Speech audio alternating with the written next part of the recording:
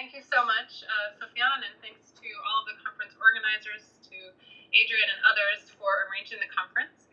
I am very sorry that I'm not able to attend in person, but I do look forward to seeing all of the talks later on after they've been recorded and put out. So, all right. With no further ado, the title of my talk is Palestinian Refugees from Syria, the Kafala System, and New Formations of Jordanian State Power. The Kafala system, or the sponsorship system, charges one individual or group of individuals, such as entities of familial, private, or public types, the kafil, or the sponsor, with the legal and economic responsibility of another individual or group of individuals, such as a family. Discussions of the historical development of the Kafala system are often rife with Orientalist language. The system is described in much of the literature as, quote, a time-honored tradition of the Bedouin principle of hospitality and a, quote, noble principle whose ethical goodwill exists in ages long past. The Gulf Arabs, in particular, are said to represent the finest in hospitality, with a generosity in welcoming in and feeding, or sponsoring, the stranger and his animals who come your way. But in the 1950s, the Kafala system was reinvented in the Gulf as a means to bring a plentiful but temporary and easily dispensable workforce to the sparsely populated Gulf states without worries about long-term immigration and new claims on citizenship rights. Furthermore, such arrangements were touted as a means to, quote, preserve Gulf culture and keep workers separated from the populace.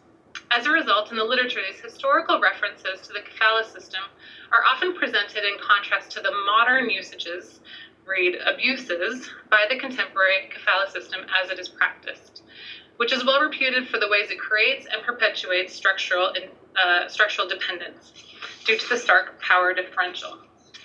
Furthermore, discussions of the contemporary Kafala system are most frequently invoked as a means to describe human rights abuses against migrant labor or for human trafficking of women and children.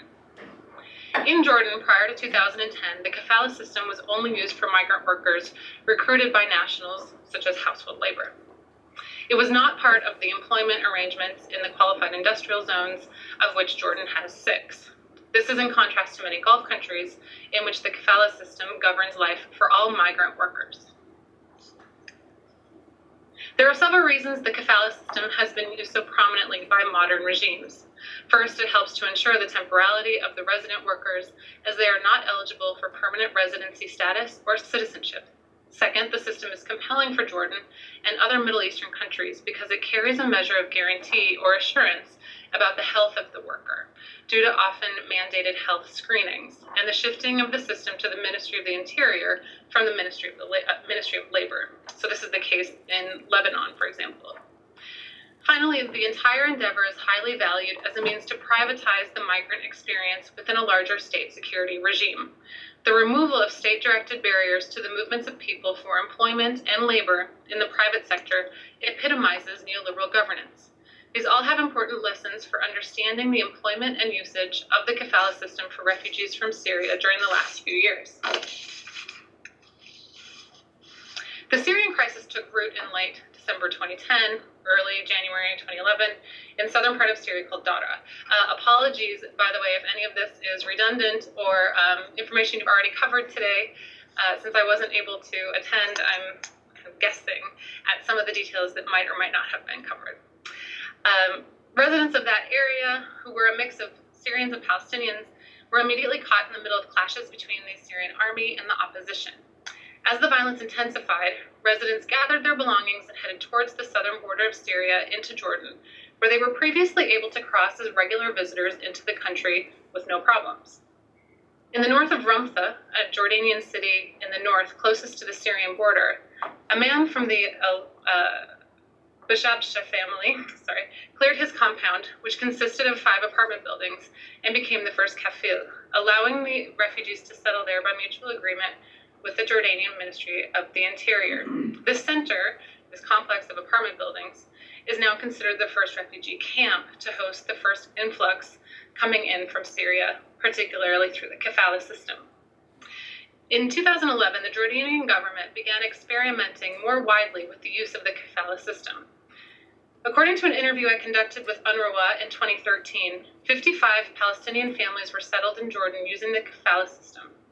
By mid-2012, 1,300 Palestinian refugees from Syria were accepted into Jordan using the system.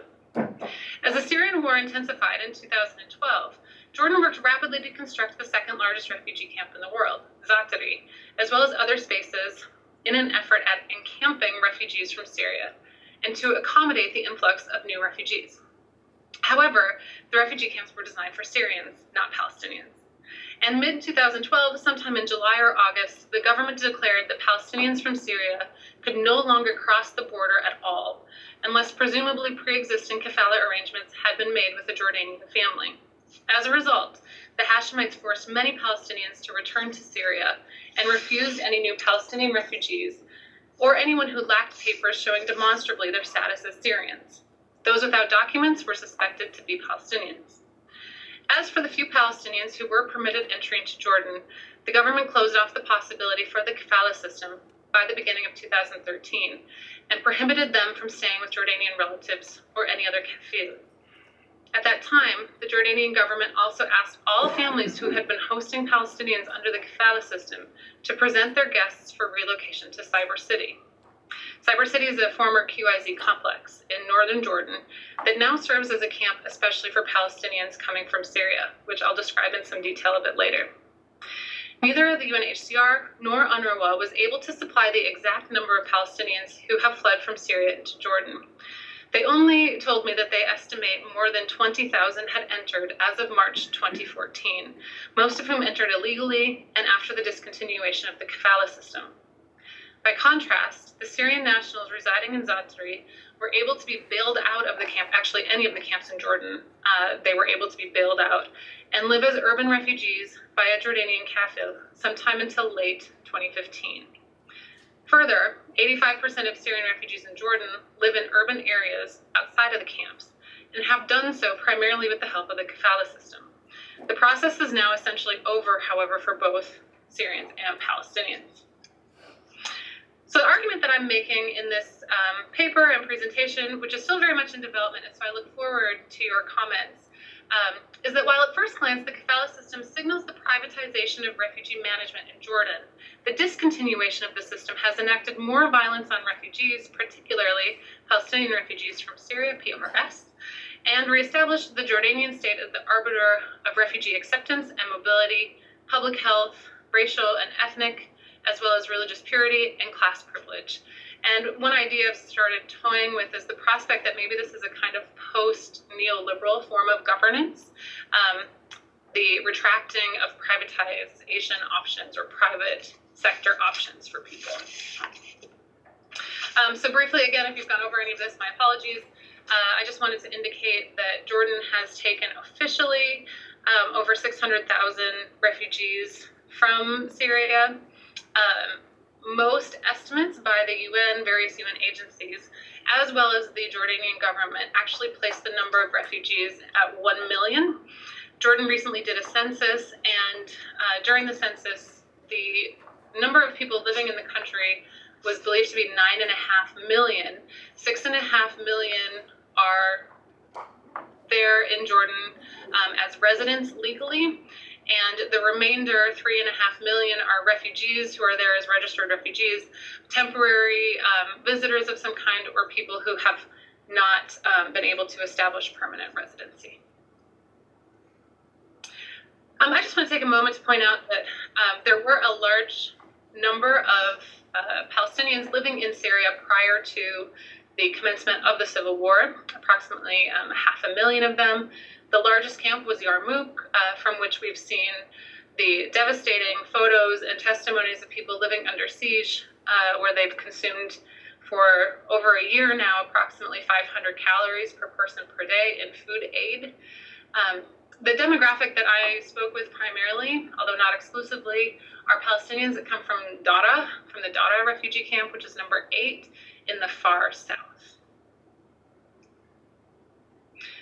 According to UNRWA, more than 500,000 Palestinians have been displaced or become refugees from Syria.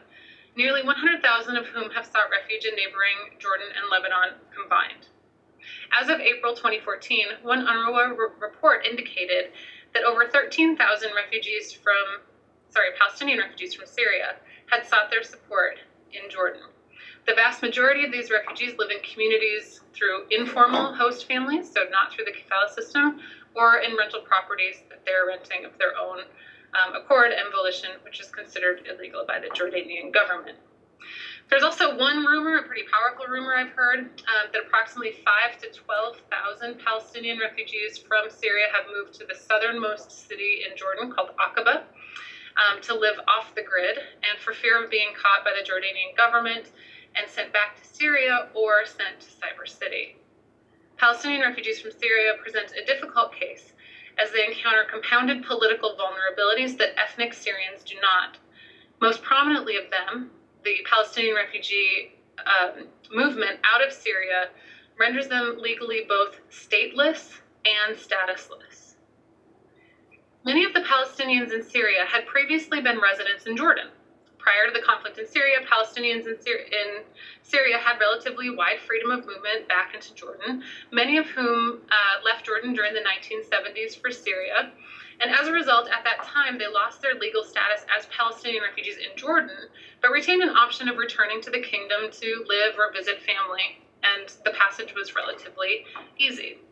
After the Syrian uprising began in 2011, many of these Palestinians wanted to exercise the option to return to Jordan and also requested their Jordanian documents back from the 1970s in order to resettle in Jordan. The Jordanian government refused to issue the papers, instead holding the Palestinians at the border for days, and in some cases even months, especially after mid-2012. To deflect international condemnation, Jordan permitted Palestinian children under the age of 6 to enter for emergency medical treatment, knowing that many families would not accept separation, where anyone over the age of 6 would be detained or kept in Syria, or that they would prefer to have their child returned to Syria after the child was well. This is a map of the Syrian refugee camps in Jordan. The largest is Zatari, which is in the center of the map, sort of towards the top, near the city of Mafraq. If you look just to the west and slightly to the north, you see Cyber City. It's very close to the border, very close to the Dara region, and the closest Jordanian urban area is Ramtha. So Cyber City is part of a complex of qualified industrial zone, or QIZ, buildings that were rented out by the Jordanian government to host the growing number of Palestinian refugees. The residential building, which is on the bottom left, consists of 6 stories. It's also the figure on the right, just from a different angle. 2 units and 2 communal kitchens per floor, and 12 rooms in each unit. The building has the capacity to hold around 480 people, with approximately 2 people per unit. It looks strikingly similar to the dormitories at any of our campus universities. Surrounding the building, these are some images on the top left, are about 14 single-room mobile units that house non-NGOs, such as UNHCR, Save the Children, as well as machinery. These are the images of machinery that is no longer working, defunct, and otherwise unsafe for usage in any way. In addition, near the NGOs, there's a small area that contains a mosque, 2 supermarkets, a playground, a women's room, and an activity center. The entire camp is under the management of the Jordanian Ministry of Interior, although aid is provided through UNRWA. As of June 2014, the number of refugees in Cyber City had reached 394 people, or around 90 families, and they consist of either completely Palestinian members or Syrians who are mixed with Palestinian families. Only approximately 50% of the people in Cyber City, however, are Palestinians. Residents of Cyber City come from Yarmouk and the Dara refugee camps and the Dara region, as well as points elsewhere. Life in Cyber City is deemed to be difficult and is often referred to as an open-air prison, as rules and regulations for those in the camp are becoming stricter and more constrained. Palestinians and their families are not allowed to attain any formal identification card or a Ministry of the Interior card that defines their status as refugees and renders benefits to them.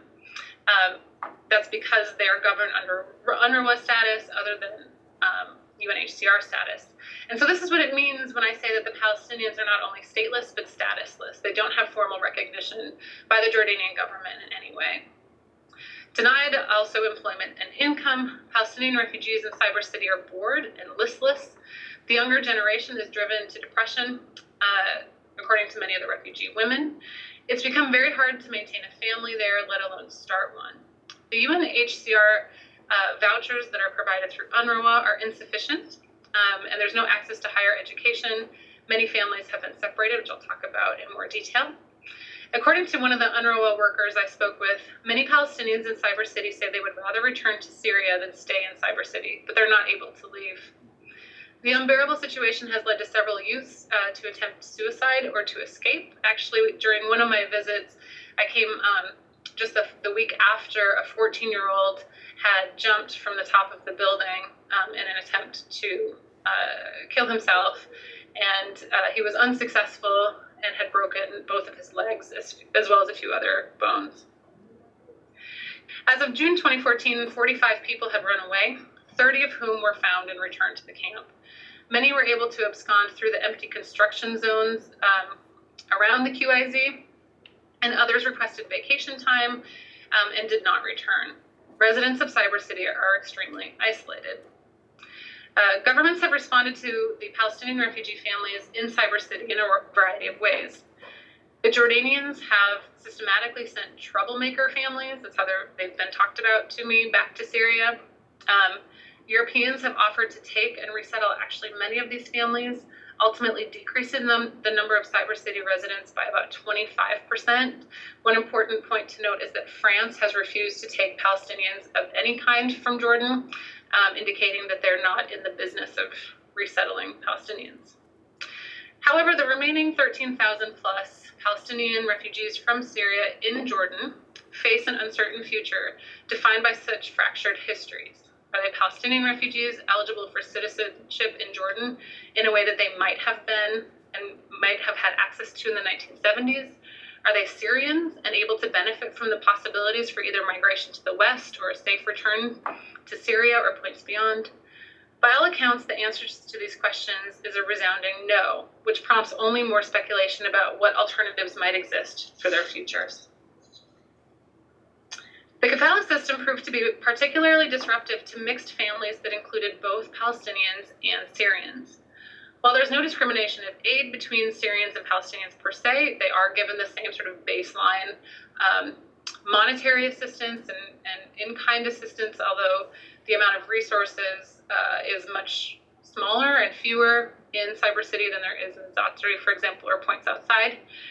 There is less that can be done for Palestinians by law. Aid distribution and the management of Syrians is conducted by UNHCR and, as I mentioned, of Palestinians by UNRWA. The Jordanian Ministry of the Interior is unable or unwilling to issue ID cards to Palestinian refugees who fall under the purview of UNRWA. As a result, it's difficult for Palestinians, if not impossible, to leave Cyber City because without the ID card from the Ministry of the Interior, getting stopped means that they could be understood as illegally present in Jordan. Over the course of 2014 through 16, I spent some time in Cyber City. Typically, my visits were for 4 or 5 hours per day, 2 to 3 days per week, over the course of a month or two during my intermittent visits. I spent much time with the NGO staff that oversee aid projects in Cyber City, as well as many of the families, especially the women who reside there. The Kafala system, it seems, has been particularly difficult for families of mixed ethnic legal descent.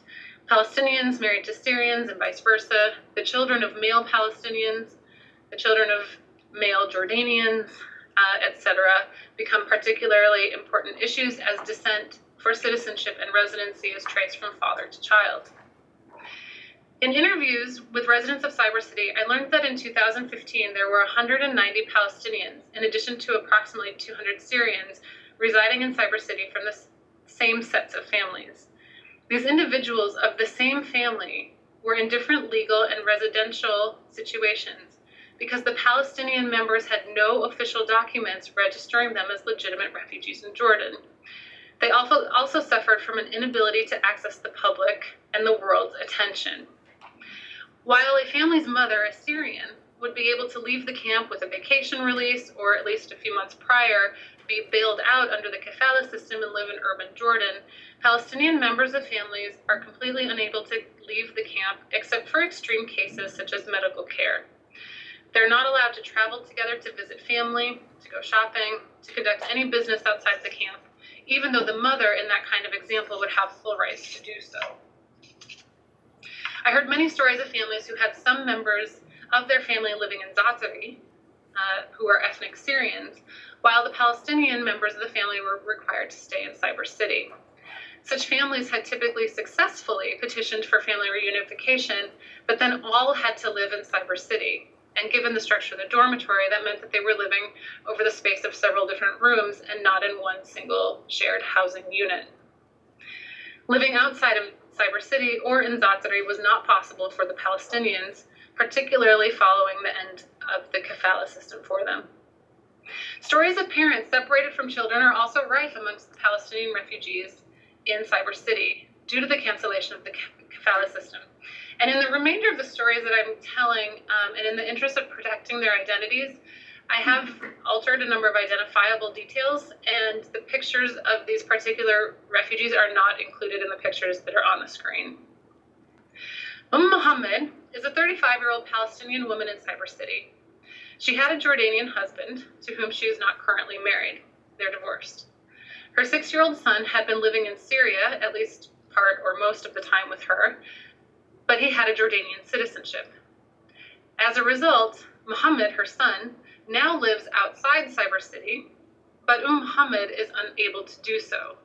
Her son lives with his father's family in urban Jordan, while she waits for some movement on her case for reunification. She is, as a Palestinian, stuck in Cyber City, and she's unable to visit her son outside of the camp, and her former husband and his family have enacted very strict positions forbidding the son's travel to visit her in Cyber City. Were the Kafala system still in place, Muhammad would be able to visit her son and likely find a kafil to help live closer to him, potentially even house him herself. In a case of the inverse of such ethnic and legal statuses, UNRWA informed me of a case where a Jordanian mother had come from Syria with 3 sons, ages 4, 7, and 8, who are all Palestinian due to her former husband's status. Her husband, the Palestinian, was killed in Dara, and then the Jordanian mother brought the Palestinian children to Jordan, but was told at the border that the children under the age of 6 would be able to enter Jordan with her, but those older than the age of 6, the 7 and 8-year-olds, would not be able to enter Jordan at all. UNRWA was trying to advocate on their behalf, but in this case, the Kafala system would have enabled the Jordanian mother to sponsor her own children and bring them into Jordan with her. In yet another case reported to me by UNRWA, 2 Palestinian parents from Syria brought their 2 wounded children to the Jordanian border. The children were both under the age of 6, and the parents were told by Jordanian officials that they would accept and treat the children, but the parents needed to stay on the Syrian side of the border and would not be able to accompany their children to the hospital. In this case, if the hospital were able to serve as a temporary kafil, the parents would have or could have accompanied their children and then looked for a more permanent sponsor for the whole family. Due to these fears of separation, many in and out of Cyber City have taken great lengths to hide their status as Palestinians. At the Syrian border, those with Palestinian documents were sent to Cyber City, as were those without any documents at all. Palestinians from Syria tried to obtain forged and fake documents as Syrians in order to escape the quote-unquote sentencing of Cyber City. One family I met was eventually discovered to have had forged identification documents that listed them as Syrian. They were returned to the Syrian refugee processing point in Jordan, Rabah Sarhan, and then deported back to Syria. Another family I met in Cyber City was in a very similar situation and was at risk of being sent back to Syria. For these families, as well as those that are refused entry to Jordan at all, returning to Syria is often considered a death sentence. For new children born in Jordan to Palestinian fathers or parents, the situation is even more tenuous. In one case, I learned of a Palestinian couple who had entered Jordan with fake documents listing them as Syrian refugees. The woman gave birth to a baby, and as a result, the baby was officially and legally registered as Syrian. Simultaneously, this Syrian Palestinian child becomes both legal and illegal, both Palestinian and Syrian, and legitimately residing in the country as well as a criminal within it. These liminal positionings that the ending of the Kafala system prompted are deeply distressing and will carry impacts for generations to come. While the Kafala system in the literature is so highly demonized as either a corrupted Orientalist mode of sociality or a mode for human trafficking and the disempowerment of migrants in Gulf states and their abuses, the case of Palestinian refugees from Syria demonstrates that the Jordanian government has utilized the Kafala system in a way that is new and distinctive, using it for refugee management, but also one way by which many of the moral promises of the other modes continue. The Kafala system helps guarantee that the migrant populace is not permanent and that they must, quote, pass muster in terms of their physical and their moral health and contributions. The Jordanian government maintained the Kafala system as the primary means of governing the original influx of refugees from Syria. At first glance, it appeared to be a means of privatizing a refugee populace in a country that has experienced and managed waves after waves of refugees. However, the push to encamp refugees from Syria meant the end of the Kafala system, and disproportionately so for Palestinians. This rise in state-sponsored securitization and governance of the refugees from Syria meant that the end of the Kafala system actually penetrated families more deeply than the use of the system itself. As families found themselves torn at the Syrian border, within Jordan, or even within the encampment system in Jordan, they often turned to private, black market, and criminal measures to better ensure the unification and security of the family unit. While the Kafala system is much maligned in many reports, and justifiably so, the impacts of not utilizing the system as a means of exerting new formations of state power also need to be considered. Thank you very much.